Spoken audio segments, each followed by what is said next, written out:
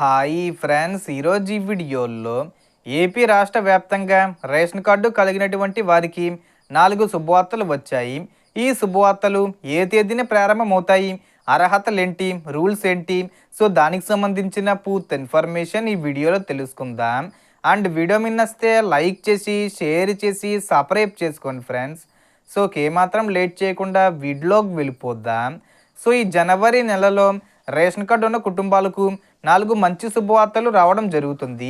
మొదటి శుభవార్త తల్లికి వందనం పథకం.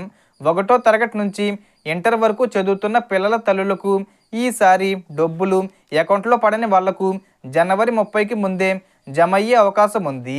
ఎవరికి పడుతుందంటే పిల్లల చదువు కొనసాగుతూ ఉండాలి, హాజరు సుమారు 75% వరకు ఉండాలి, పిల్లల వివరాలు ఆధారు, బ్యాంక్ ఖాతా, తల్లి ఆధారు, రేషన్ కార్డు సరిగ్గా లింక్ అయి ఉండాలి.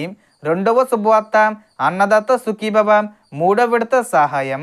అర్హత ఉన్న రైతులకు ఒక్కో విడతగా డబ్బులు జమ చేయబడతాయి.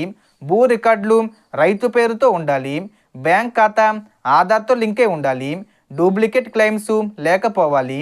ఇది కూడా జనవరి 30కి ముందు ఏదో ఒక తేదీన వచ్చే అవకాశం ఉంది. మూడవ శుభవార్త పీఎం కిసాన్ 22వ విడత 2000 రూపాయలు. దీనికి తప్పనిసరిగా ఈకేవీసీ పూర్తయి ఉండాలి, బ్యాంకు ఆధార్ సీడింగ్ ఉండాలి, భూమి రైతు పేరుతో నమోదై ఉండాలి. ఈ విడత కూడా జనవరి చివరిలో వచ్చే అవకాశం ఉంది. 4వ శుభవార్త ఆడబిడ్డ నిధి పథకం.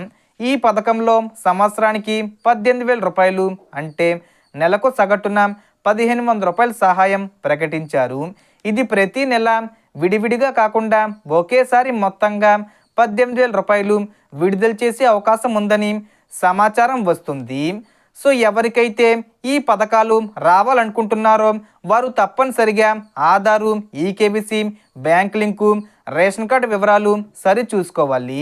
సో మొత్తం ఇన్ఫర్మేషన్ ఇది ఫ్రెండ్స్. మీకు ఈ వీడియో నచ్చితే లైక్ చేయండి, షేర్ చేయండి అండ్ సబ్స్క్రైబ్ చేసుకోండి. Thanks for watching.